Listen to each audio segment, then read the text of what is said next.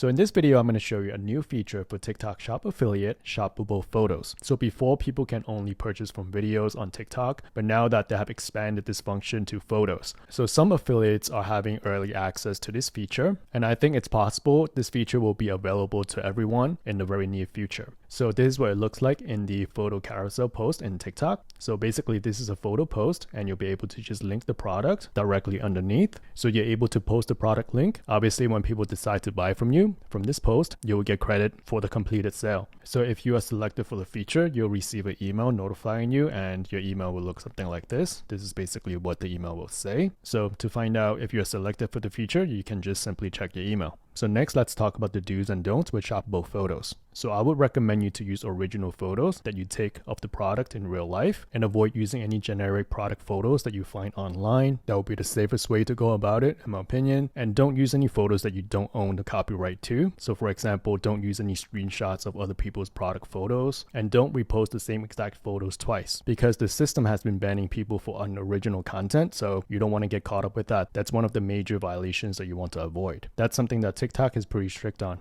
And then here's a big caution, is to not to confuse this with using static photos in your video content, because using a static photos in your video content is still not allowed. You'll get hit with a still frame content violation. So you want to be careful and be aware of that. This is a totally brand new feature in TikTok called shoppable photos. So your post will actually be a photo, and then you can link the product, and not to use photos in your video post. So that's something that's really important to know. So I hope this video was helpful. It was just a quick update for a new feature in TikTok Shop. If you have any questions about this or TikTok Shop Affiliate in general, leave a comment below.